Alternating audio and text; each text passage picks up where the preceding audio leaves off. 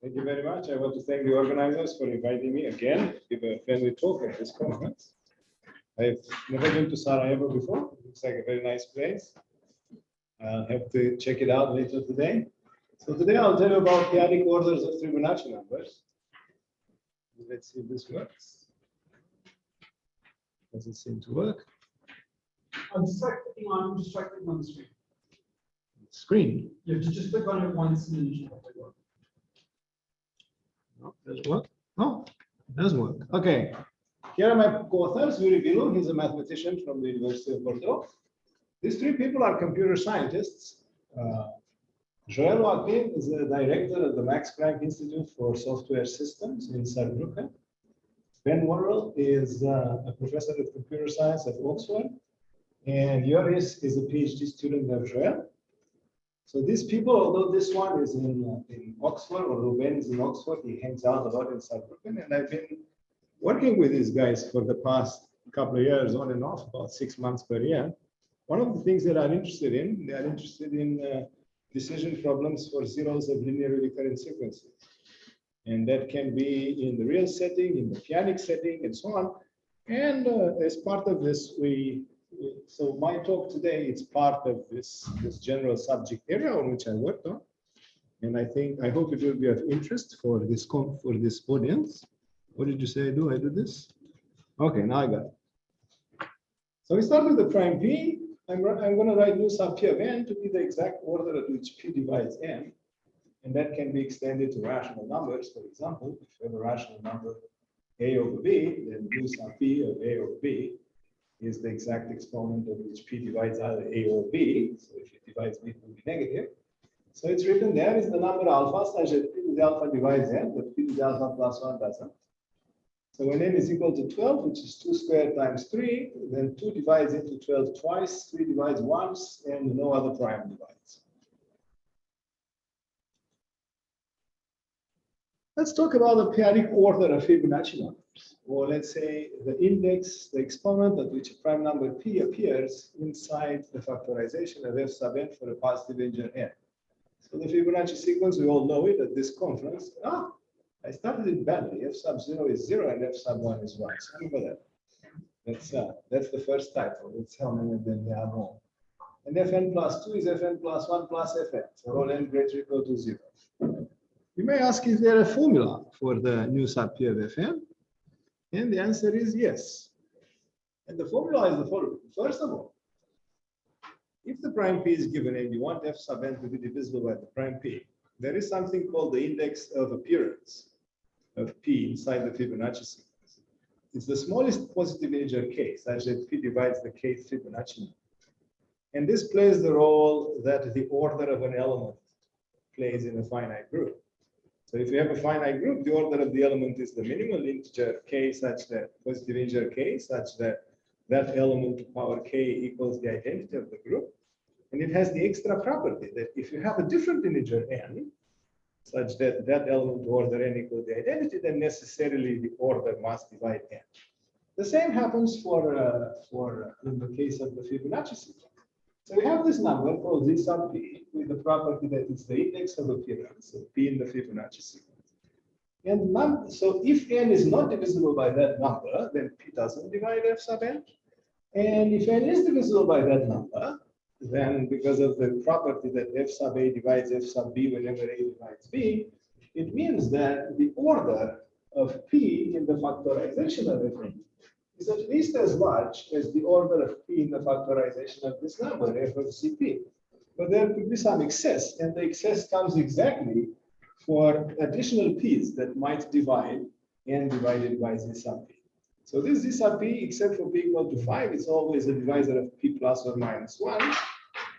So basically, if n divided by z sub p has additional factors of p in there, then each one of them will contribute exactly once. But this is only true for odd p. P equal to 2, as we all know, is the only odd prime in the sense that it somehow always behaves differently than the other ones. It's an even prime. So when p is equal to 2, z sub 2 is equal to 3. For a while, we are the same. So if n is not a multiple of 3, then f sub n is not going to be divisible by 2. If n is a multiple of 3 when it's odd, then it behaves like you would expect from here. But if n is a multiple of 3, it's even that there is a jump of 1. So for example, there is no Fibonacci number that whose order of 2 is exactly 4. You either have the 2 exactly divides f sub n or 8 or more powers of 2 divide f sub n. So this order is not exactly 2. Pardon? You mean the order is not exactly 2? The order is never exactly 2. Exactly. It's either 1 or it's at least 3. This is a consequence of this formula. So this has to be adjusted by an extra 1, assuming that n is at least a multiple of 6. Now let's take the Fibonacci sequence. This time I wrote it correctly. This one, it starts at 0. T sub 0 is 0. T sub 1 equal T sub 2 equal to 1, and it has the 3 term impedance. And the question is there a formula for the periodic order of T sub n? And the answer is yes, for P is equal to 2. It was proved by these two guys, Diego Marques, he's a professor at the University of Brasilia, and Tamás Lengyel, he's originally from Hungary, but it's a professor in California at the Occidental College. They wrote a paper in the Journal of Integer Sequences, and basically they have this formula. It looks a little bit like the formula that it was before, in the sense that the formula that looked before said what? That the order, periodic order of the Fibonacci number is some constant, which could be 0 or 1 or whatever, in certain cases, if n is in certain residue classes. And otherwise, it looks like a linear function, which was that order of p of the amount n divided by z sub p. Here it's a bit similar. You look at those formulas, and you have some residue class. You start with the residue class modulo 4. So if n is 1 or 2, then the Fibonacci 1 or 2 mod 4, then the Fibonacci numbers are odd. Now, if for the remaining ones, n can be 3 or 4. When n is 3, it splits into 3 and 11 modulo 16. And then, so if it's 3 modulo 4, then it can be 3 modulo 8 or 7 modulo 8. If it's 3 modulo 8, then it's 3 or 11 modulo 16, and it's covered like that. And if it is 7 modulo 8, then it is 7 modulo 16 or 15 mod 16. And when it's 15 mod 16, it splits into these two other cases. And then a similar analysis holds for the missing case there. So if n is 0 mod 4, then it's either 4 or 8 modulo 16, or it's 0 or 12 modulo 16. And in each one of these cases, you get some possibility. So what we see here, we see some constants and some two-adic valuations of some linear functions in the input, which are n plus 1, n plus 4, and so on. Now what they did, encouraged by their result for the prime p equals to 2, and maybe by what's happening in the case of the Fibonacci numbers, they set up this conjecture. They said, suppose p is a prime, then there exists a positive integer q with the property that the following holds. For every residue class modulo q, one of these two is true.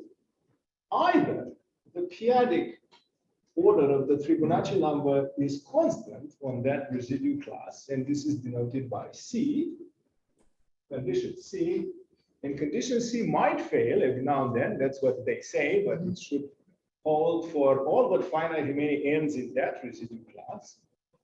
Or also in that residue class, if that is not true, then there is the L condition. The L condition says that the periodic order of the nth Fibonacci number should be somehow a linear function in n. So there should exist some parameters, a sub I, which is basically the 0 of the linear function, k sub I, which is some shift, and mu sub I, which encodes, let's say, the multiplicity over here, with the property that somehow the condition that n is congruent to a sub I modulo q, and the condition that n minus a sub I is divisible by arbitrary large powers of p should be consistent. What do I mean by that is that for n is congruent to I modulo q, the periodic, if I stick here I, then I minus a sub I should be allowed to be divisible by arbitrary large powers of p. So this should be the condition here. It's satisfied in the case p equal to 2. And such that, so if this condition holds, then for all but finite remaining n congruent y mod q, we have that this is true. So what we did, we started working to see whether something like this could happen or not. Before going further, I should mention some results of some colleagues that are actually in the audience, I think Bartosz Sobolewski and Paul Young, they worked with things like this for the prime P equal to 2, but for longer recurrences. They said, let's take the Quattronacci or the Quintanacci Fibonacci sequence and so on, the one that has a certain initial values and each term is the sum of the k previous ones. Does there exist a formula of the type Marquez-Lengel at the prime 2 and things like that? And I think also maybe Nuretin has something like that, maybe for a different sequence. So informally, this conjecture pretends that, and what I'm going to say here, it's true for every linearly recurrent sequence. I chose we did the calculation for the Fibonacci sequence just because it was a formal conjecture asked in the paper. But our approach is going to work for all linearly recurrent sequences. So the conjecture pretends that on residual classes modulo Q, there's an appropriate modulus Q, such that on residual classes modulo Q, then either the p-adic order is constant or the p-adic order is a linear function. And that should be true for all n with finite remaining exception. Well, the three-adic case already looks interesting. Here's a formula for case 3. So it works basically Q is equal to 39. We start with certain values modulo 30, and then you have to beef them up a little bit. So I say, aha, if it works for 2 and 3, then maybe it always works. However, here is what the parametric disproof of their conjecture. So the parametric disproof says the following. There exists an infinite set of prime numbers which are congruent to 2 mod 3. So this set of primes is not only infinite, but it has relative density 1 over 12 in the set of all primes. So if you count the primes for which this thing is true, and you up to x and you divide by the total number of primes up to x, you get some quotient, which is the limit of that tends to 1 over 12. So we take every n which satisfy n is congruent 1 over 3 mod p minus 1. You might say, what does that mean? Well, you see, p is 2 mod 3, so p minus 1 is 1 mod 3. Because of that, 3 is invertible modulo p minus 1. So it makes sense to look at n's, which are congruent 1/3 modulo p minus 1. This is equivalent to the fact that the expression 3n minus 1 is divisible with p minus 1. Then for such n's, the p-adic valuation of t sub n is at least as large as the p-adic valuation of n minus 1 over 3. So basically what it says take a number n for such primes, take a number n such that 3n minus 1 is divisible by very large powers of p. In addition to being divisible by p minus 1, which you can because it's a Chinese remainder level. Ask 3n minus 1 to be divisible both with p minus 1 and with a large power of p. And then therefore you're going to get a large number in here. And the p-adic order of t sub n is going to be at least that very large number. And the same thing happens to minus 5/3.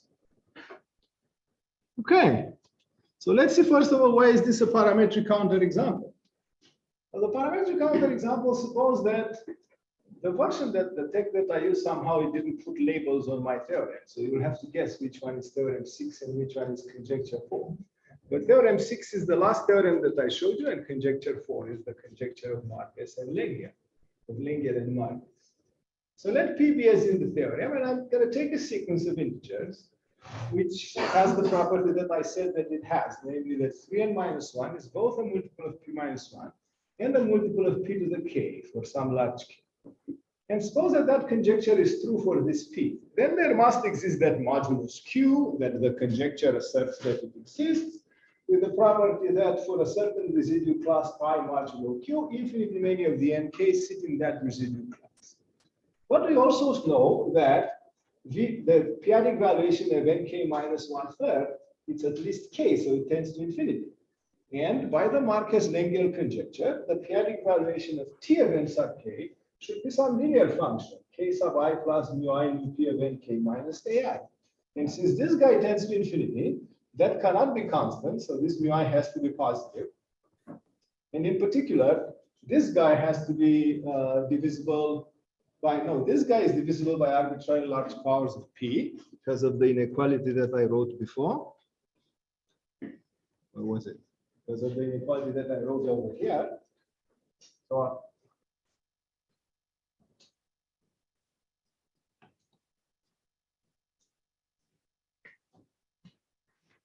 So So the periodic valuation of T sub n tends to infinity, and therefore I must have a formula of this type, right? So once I have a formula of this type, then I read that, well, these two guys are finite. Therefore, since this guy goes to infinity, this means that this guy goes to infinity. So what do we have now? We have an integer ai such that nk minus ai is divisible by large powers of p, and nk minus 1/3 is divisible by large powers of p. This means that ai minus 1/3 is divisible by a large power of p, meaning 3 times ai minus 1 is divisible by a large power of p. And this is wrong, because those two guys are separated. So what's the conclusion from this? The conclusion from this so far, you might say, well, maybe the conjecture is too restrictive. Maybe this ai should have been allowed to be a rational integer. Because if it's a rational integer, then it catches this 1/3. And maybe with this proviso that I also allow ai to be a rational integer, then maybe I do not have any problem. But even this conjecture is wrong. So one might still hope to rescue this conjecture by allowing ai to be rational numbers. So let's make a conjecture for those ones. Suppose that the conjecture is, let p be a prime number, then there is the positive integer q, such that for every I residual class modulo q, then we either have the constant condition, that is that nu sub p of tn is some constant for all but finite remaining n's which are I mod q, or nu sub p of tn behaves like a linear function in mu sub p of n minus a sub I, where a sub I is some rational number, which somehow should be compatible with the condition that n is congruent to I mod q. So it should be compatible with this condition and with this condition. So this rational number somehow should organize themselves in such a way that a sub I minus I should be allowed to be divisible with arbitrarily large powers of p.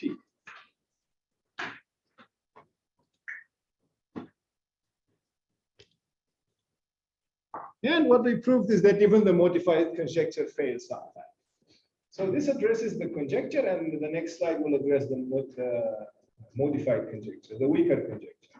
The original conjecture, what we proved that it fails for all the primes up to 600. We can probably go much farther. I just took a toy example and I put it up to 600, except for these primes, 11, 83, 103, 163, and 397.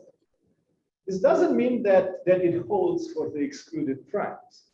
It only means that we don't know if it fails. We know that it fails for all the primes except those primes.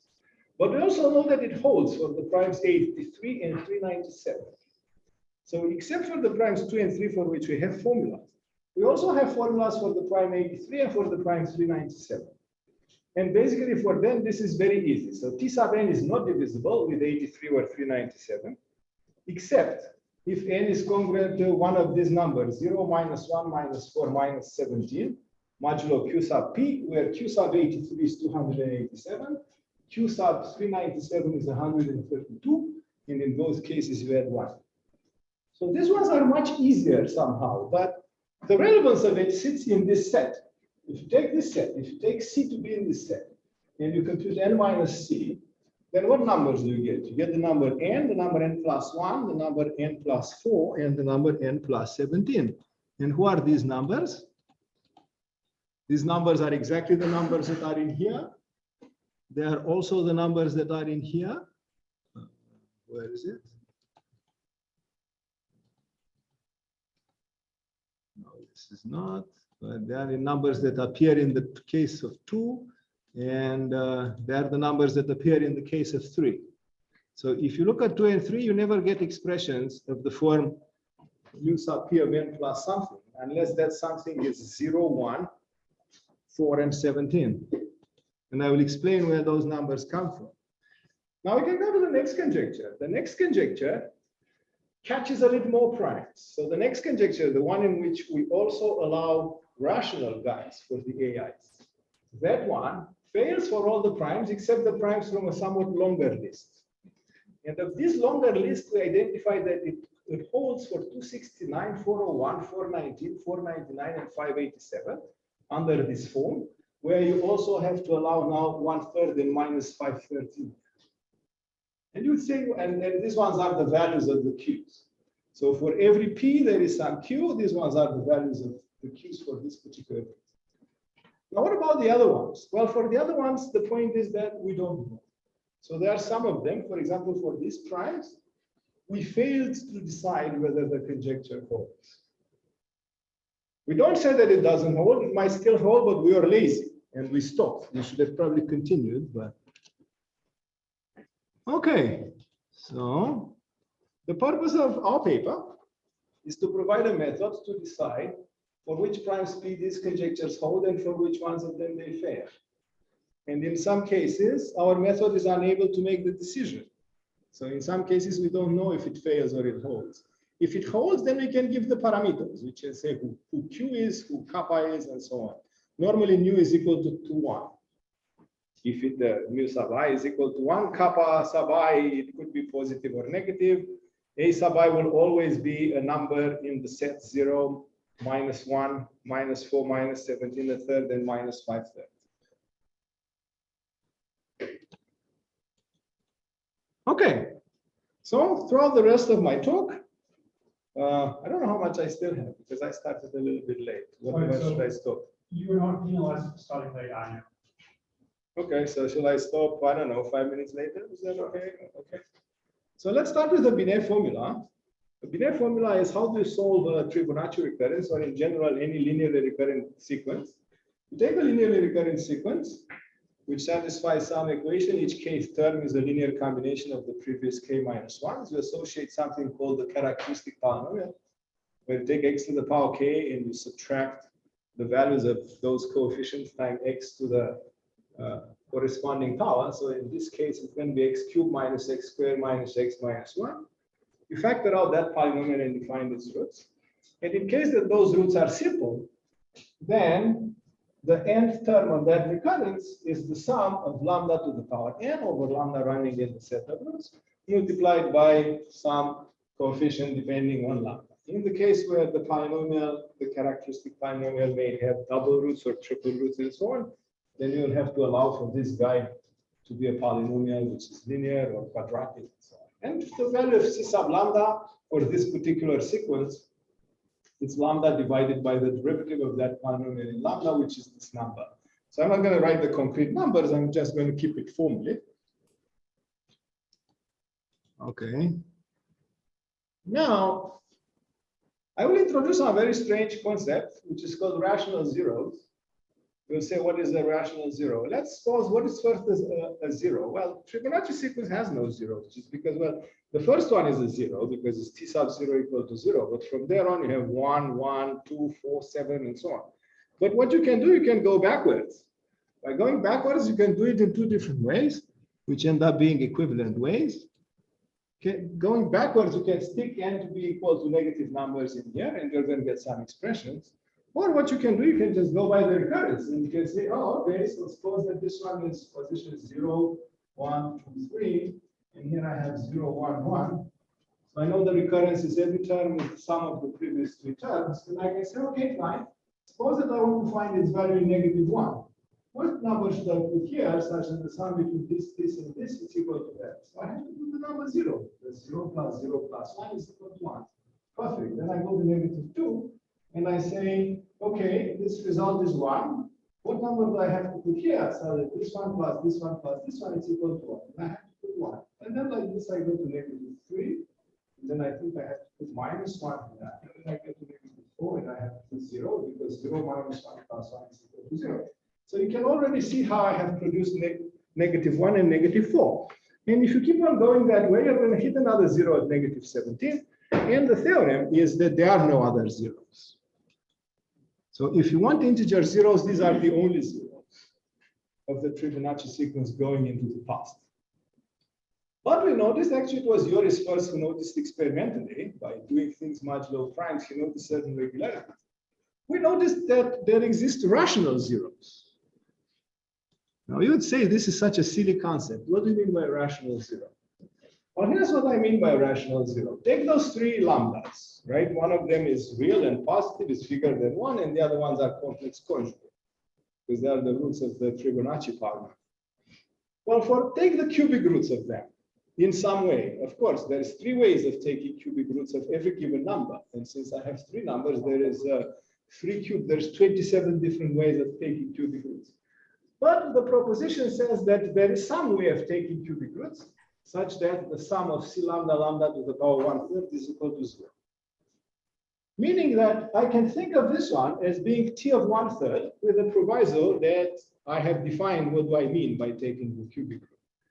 And similarly, the same thing is happening to this one. Let me give you a proof of that. Here's the proof. It starts with a very easy identity. The identity is the fact that that polynomial that's written there. Oh, I have another typo. It should be x1 cubed plus x2 cubed plus x3 cubed. Can we admit that person so we can see my formula? Somebody in Zoom, maybe you can do it. Do I have to do it? Okay. Okay. You have to pick the slides again. Really? No, just admit it. Okay. Yes, pick the slides. Okay, I see. So I'm sorry, there's some mess up in the indices. So the indices there should be 1, 2, and 3. So take the polynomial x1 cubed plus x2 cubed plus x3 cubed and subtract 3 times x1, x2, x3. Well, it turns out that this polynomial factors in linear forms, namely they are x1 plus x2 plus x3, x1 plus zeta x2 plus zeta bar x3, and x1 plus zeta bar x2 plus zeta x3, where zeta is any one of the complex roots of unity because the zeta bar will be the other one. And it turns out that if you give the correct value specializations of the variables, so you take one variable to be C lambda I to the 1 cube, the other one to be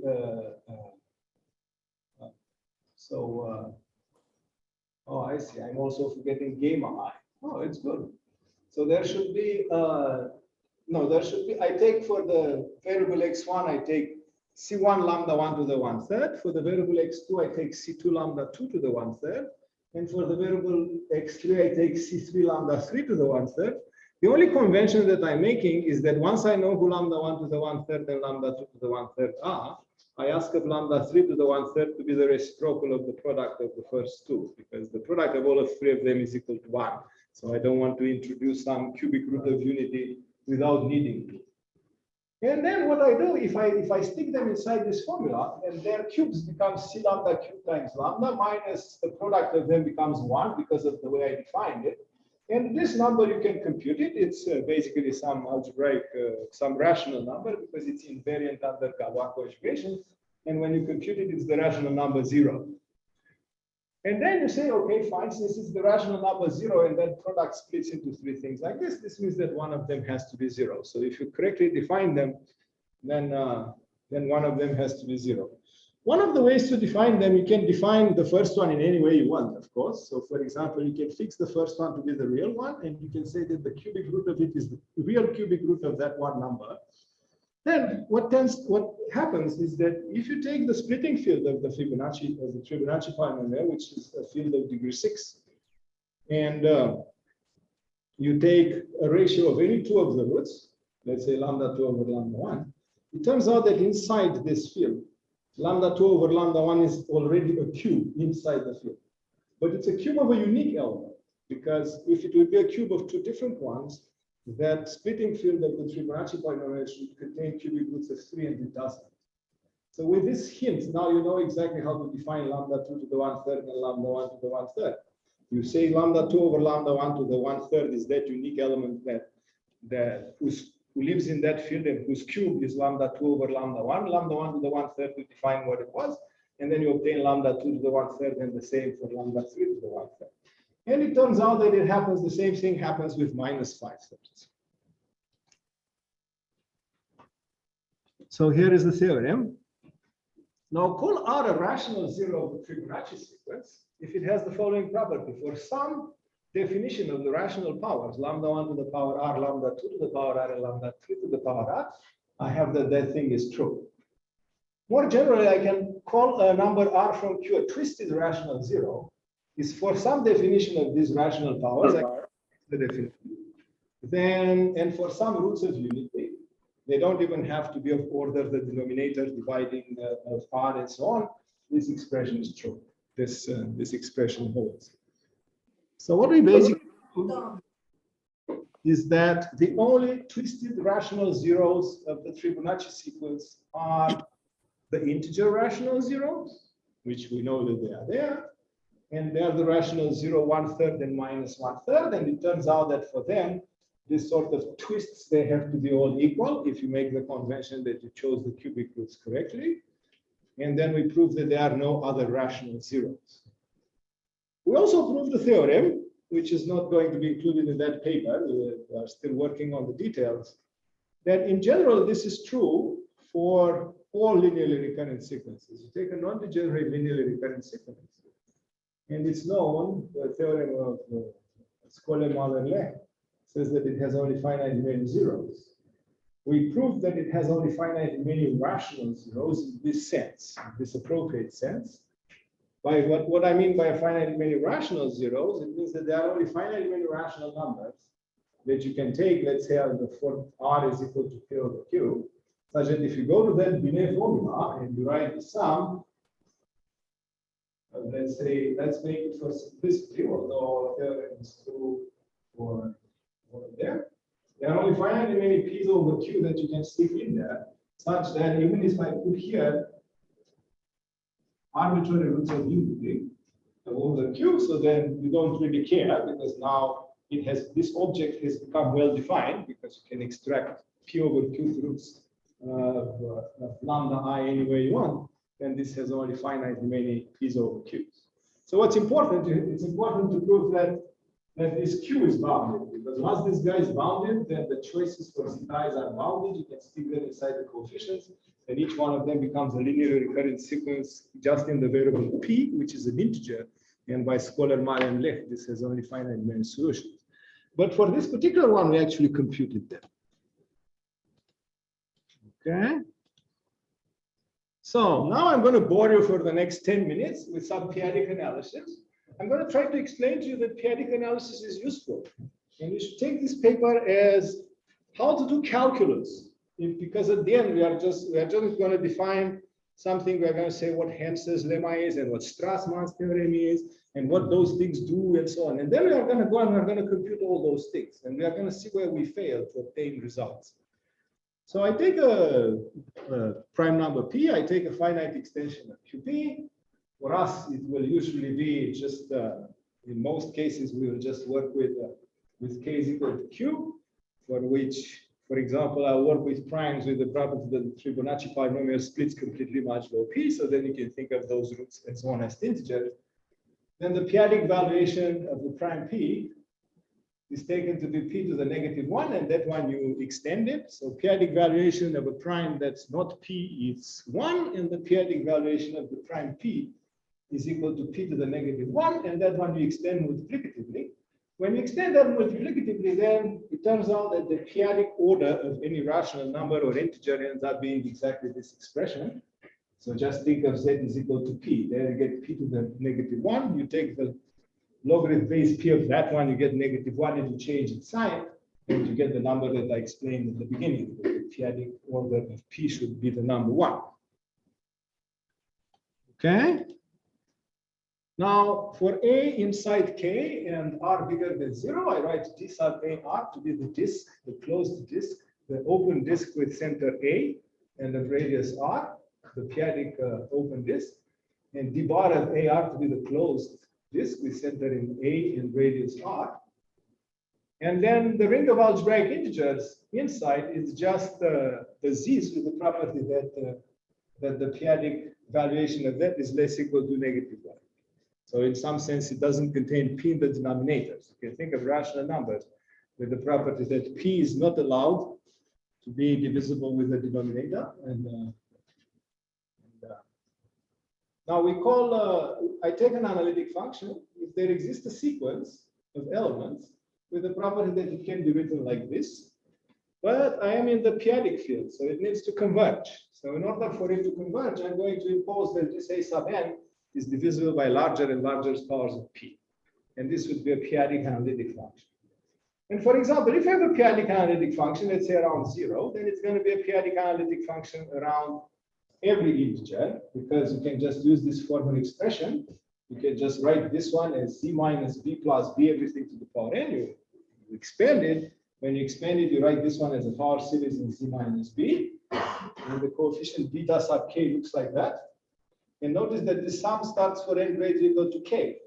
And all these other guys are integers. So when you start computing periodic guys of that, then since this guy tends to 0, and these guys are integers, then the periodic valuation of that one will also tend to 0. So everything works fine. It's a very friendly ring. If you have analyticity around the origin, then you have analyticity everywhere. Now we start with the following trivial but useful observation.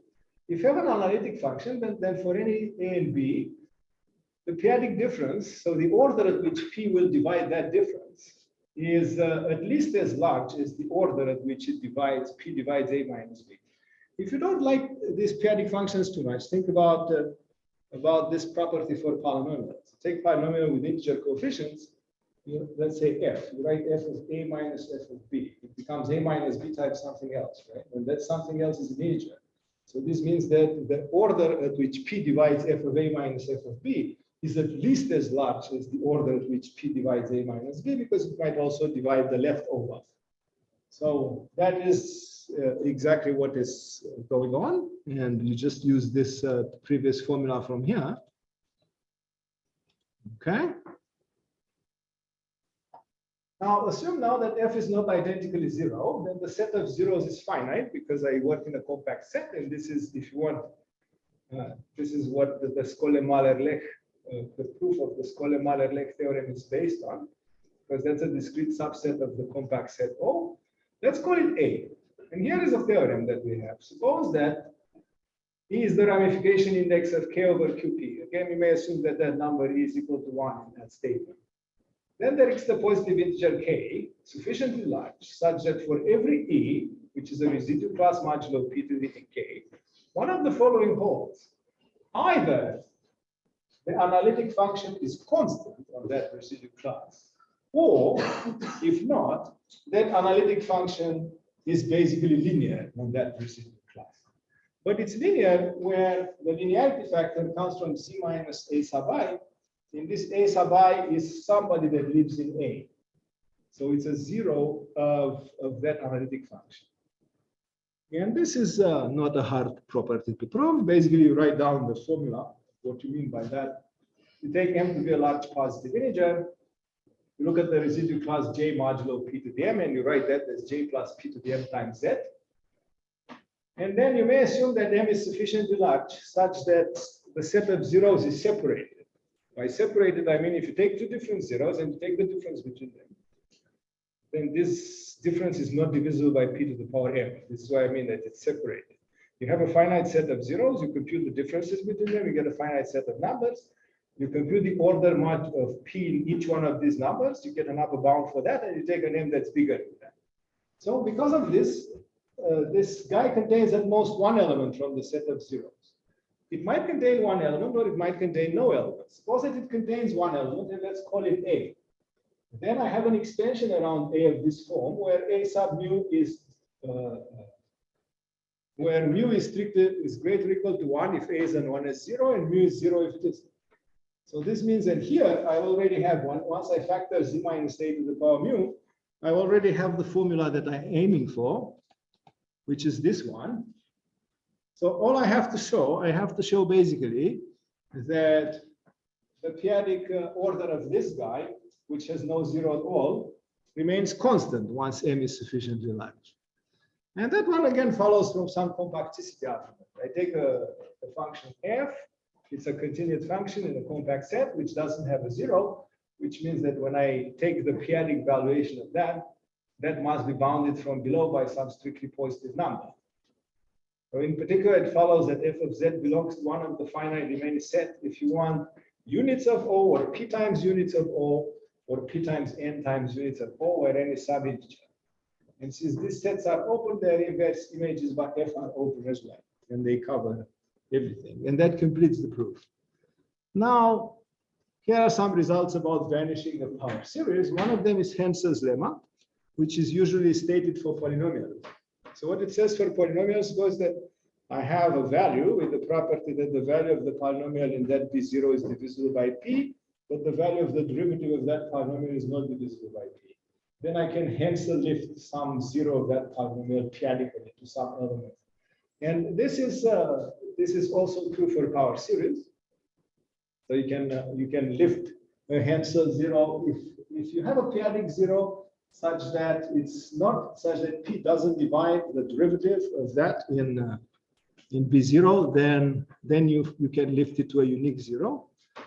And then there's a theorem of Strassmann, which tells you actually how many zeros you have. What you do, you take a power series, you take this power series, you compute these periodic valuations of the coefficients. You know that they tend to zero. Since they tend to zero, there's going to be one which is maximum. And then you take the biggest maximum one, and then the theorem says that f of z has at most that many zeros. So mu is the largest m with the probability that this number is maximum. Okay, so now you have to say something about exponential functions. The exponential function periodically, unfortunately, is not defined everywhere. But for example, if z is divisible by p, then it's fine. Remember, the condition is that periodically these things must converge. So if z is not divisible by p, as you go towards infinity, you're going to throw more and more p's inside the n factorial. But if z is divisible by p, on the top, z to the n is divisible by p to the n, and on the bottom, n factorial is divisible by a thing like integer part of n over p plus n over p squared, and that's much smaller than n. So those guys are going to tend to zero. And then the periodic valuation of the exponential function -1 is the same as the periodic valuation of z for those z's which are already divisible by p. That's these two are expected properties of the exponential function. Then you can take the logarithm. The logarithm is a bit funny. The logarithm you have to define for numbers that are congruent to 1 mod p. And how are you going to define them? Well, the log of z, you do what? Since z is 1 mod p, you write it as 1 plus z minus 1. Now, since z minus 1 is divisible by p, you can write it like z minus 1 equal to x, and you use the Taylor formula for the log of 1 plus x, and you expand it. And once you expand it, you get that quantity there, z minus 1 to the power n. But since z minus 1 is divisible by p, that z minus 1 to the power n is periodically convergent. And then it has all the expected properties. Okay. So let me skip that. So now let me do a periodic interpolation of the Fibonacci sequence. So what we are going to do, we are going to take a Fibonacci sequence and we are going to associate to it finitely many periodic analytic functions like that. And we are going to see what it means, what the Marquez-Lengyel conjecture means. So I'm first going to take a prime number. I'm going to take the splitting field of p over q. Now I'm interested in the values of the prime p. We don't like sort of ramified primes. Ramified primes are the primes that divide the discriminant of this field. The discriminant of this field is -44. So we exclude the prime 2 and 11. So the 11 we don't know what to do, and the prime 2 has been done by others. And now you look at the degree of k over q. For example, if all the roots are in k, this means that if is x cubed minus x squared minus x minus 1 splits into linear factors over z, then the degree is equal to 1. So we can consider these roots to be like integers. If p of x has exactly one root, then d is equal to 2. That is, it has one root and the other one is quadratic. And if p of x is irreducible, then the degree is equal to 3.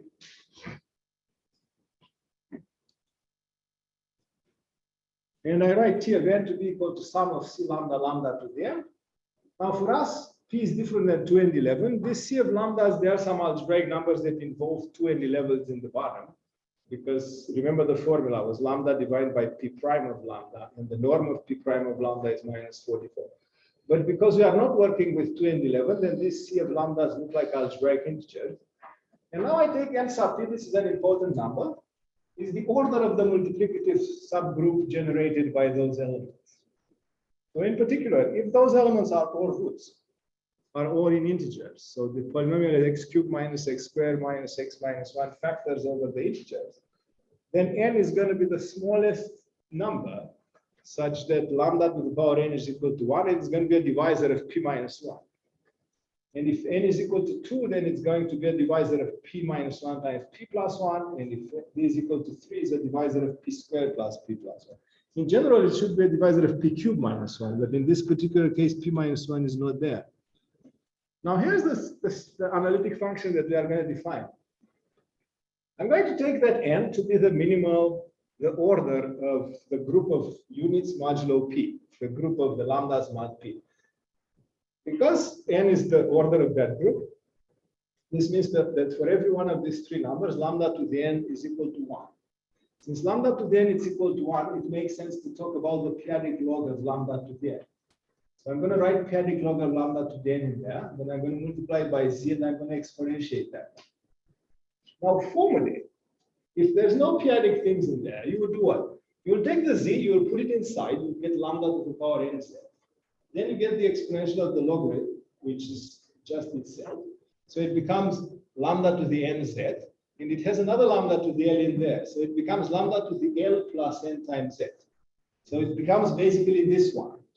So when you look at the Fibonacci sequence, you fix the residual class modulo n, you fix this number to be l, and you treat that one as a variable. Once you treat that one as a variable with these two guys being fixed, that has become an analytic function. And this analytic function doesn't vanish. And then let's do the proof. Let me take a prime number distinct from 2 and 11, which satisfies these conditions. P is 2 mod 3, and lambda basically has the property that that every root, that the polynomial splits into linear factors modulo p. And then you do some little calculations with something called the Chebotarev density theorem. You get that the set of such p is infinite, and it's a density 1 over 12. So for all those p's, this argument is going to work. So for this, what do we do? We want to prove that this statement is true, and that the statement with minus 5/3 is the same. So how am I going to do that? If p is equal to 2 mod 3, every element of Zp star has a single cubic root in Zp, because you can extract cubic roots out of them, because the group of units has order p minus 1, and 3 doesn't divide p minus 1. So for every lambda, there is a well-defined cubic root lambda to the 1/3. And here is the proposition. With this choice of the cubic roots, then this is equal to 0. So what do I mean by that? You take a prime p with the property that the Fibonacci polynomial splits mod p, and p is equal to 2 mod 3. For every lambda, you take the unique cubic root of lambda modulo p, then this is equal to 0. And here is the proof. Well, suppose that it isn't. Remember that for every determination of the roots, I either have it came from that polynomial that factors into a product of 3 things. If that one wasn't equal to 0, if the one that didn't have the zeta wasn't equal to 0, then one of these other ones should be equal to 0. But the point is that since p is equal to 2 mod 3, the cubic roots of unity are not defined modulo. They are defined modulo p, but they are quadratic over Zp.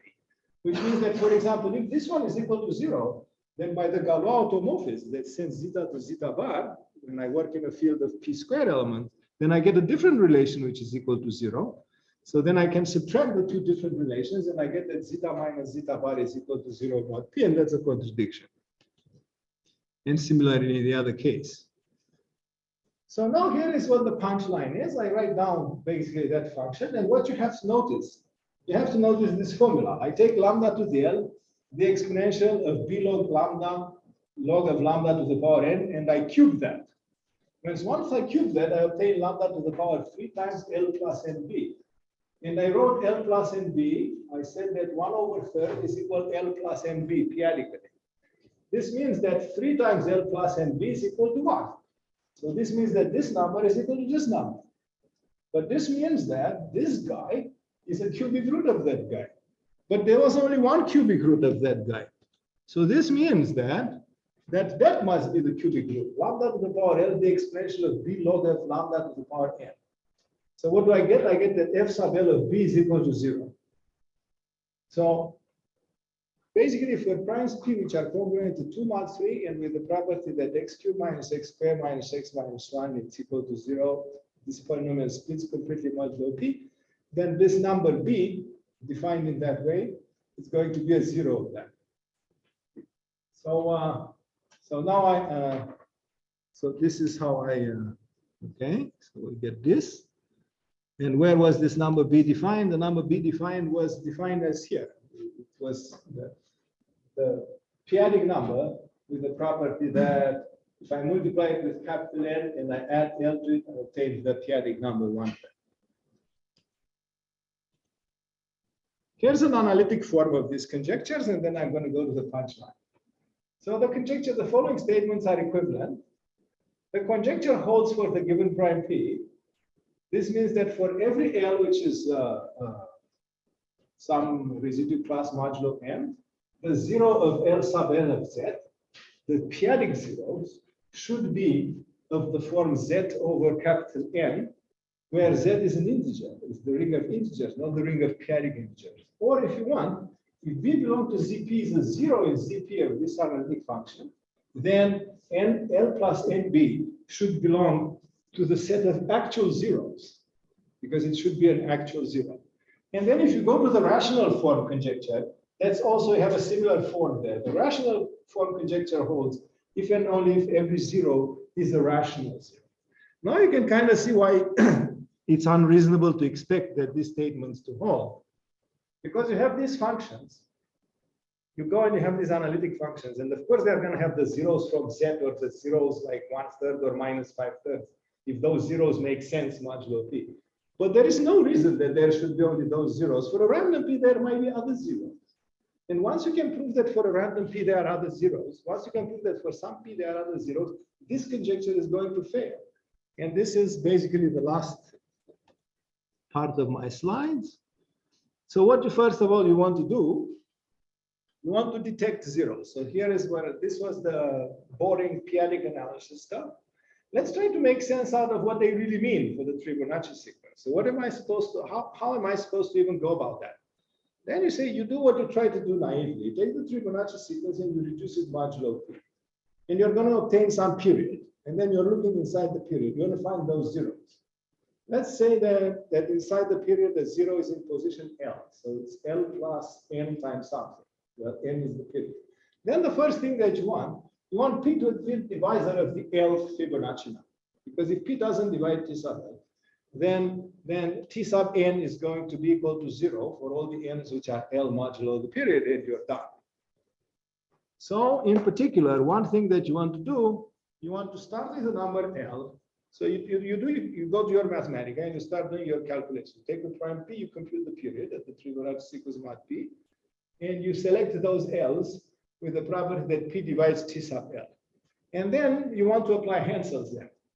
And you say, fine, I'm going to apply Hansel's lemma. I'm going to start with 0. It's better to scale this one like this. And then I'm going to start with 0. But then what I need to make sure, that the derivative is not equal to 0, because if the derivative is equal to 0, then I can't apply Hansel's lemma on the nose. I might still be able to do it, but I will have to compute a few subsequent terms to see if it works. And then you go around and you do your calculations. When you do your calculations, let me jump over this one. When you do your calculations about the derivative, you use the fact that the logarithm is congruent to z minus 1 mod p squared. Therefore, the log of lambda to the n is congruent to lambda to the n minus 1 mod p squared. You can divide out of p. Lambda to the n over p is lambda to the n minus 1 over p mod p. And then you compute that derivative, which is this one, because this is the first term of the expansion. Remember, we are working with the exponential of z logarithm of blah, blah, blah. So the first term as a function of z is this one, because this one is congruent to that one. You go in here and you get that. So what this derivative is what you think it should be. It's like the slope. It's t of L plus n minus t of L divided by p. And this is a multiple of p. So what you want? You want it not to be divisible by p squared. So a way in which is familiar for you probably, for which this would fail for the sequence 2 to the n and for the Wieffrich primes. For the Wieffrich primes, that would fail because that's exactly, this is the period. And then it becomes the 2 to the p minus 1 minus 2 to the 0 divided by p is 0 modulo p. And for that is bad in some sense for the Hansel's lemma. Okay, you say fine. Now this, because of that, I started with t of L equals 0 mod p. I checked this kind of Wieffrich condition, so I can extend it. But still, how do I make sure that I'm not going to hit one of those four guys, 0 minus 1 minus 4 minus 17? I say, well, let's impose that L plus B capital N is not congruent to 0, -1, -4, and -17 modulo P. Because if that is true, then this periodic zero that's going to exist, because I started at the beginning, I found some Hansen criterion for him, therefore I can extend it to infinity. When I extend it to infinity, it's not one of those guys. So when you compute this crazy coefficient, which we call U, and we want this coefficient to not be one of these ones modulo P.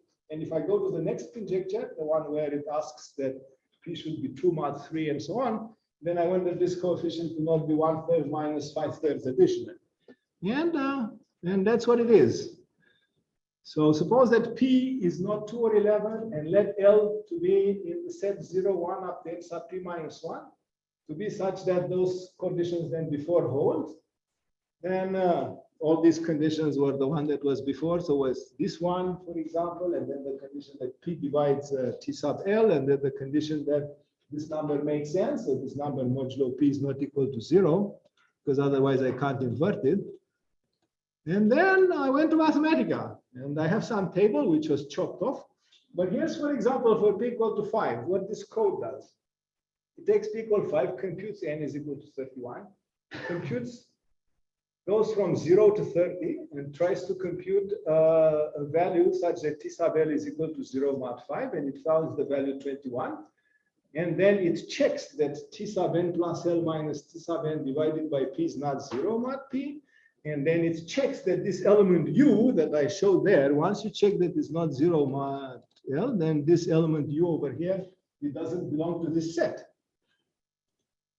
So this is why our results are the way they are, because of course this is a finite computation. For every prime P, you have a number N, you have finite many L's. Some of those conditions might hold, some of them might fail. Once you find ones of them for which all these conditions hold, then you know for sure that that will generate a zero, which is not one of these integer or rational zeros. And I'm going to finish now by saying that we have some conjectures. And the conjectures are that both the subsets for which the conjectures of Marquez and Lengel hold, and the conjectures for which the Marquez and Lengel don't hold, both these subsets are infinite subsets of primes. We don't know how to prove any one of them. The idea what would be, for example, to prove that the heuristic as to why the Marquez-Lengel conjecture should be true, it's based on the following idea from the Chegodarev-Testy theorem. So you take a prime P and you take primes P such that the polynomial reduces. This means that all these lambdas have order a divisor of P minus 1.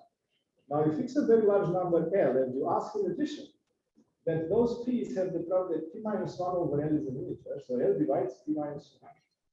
And such that the orders of all these three elements also divide P minus 1 over L.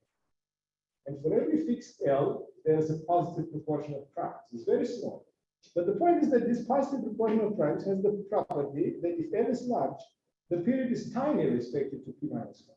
And you already have the 4 algebraic zeros that are there. So asking for an extra algebraic zero somehow, from the probabilistic point of view, you're forcing too much into the problem. And this should cut down on the set of P's. And the ones for which it should fail, you should work with primes P with the property that the Fibonacci polynomial is irreducible modulo P, because there the period divides P squared plus P plus 1. And if the period is a huge divisor of P squared plus P plus 1, this means that every residue somehow should be repeated several times. In particular, the residue 0 should be repeated at least one more time, and for those ones it will fail. That was my presentation. Thank you. Thank you.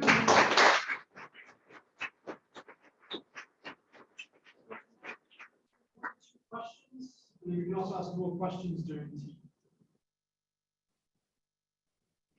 I will say my question for you is somewhat technical on other sequences where you can do this. Okay. So let's thank our speaker again. Thank you.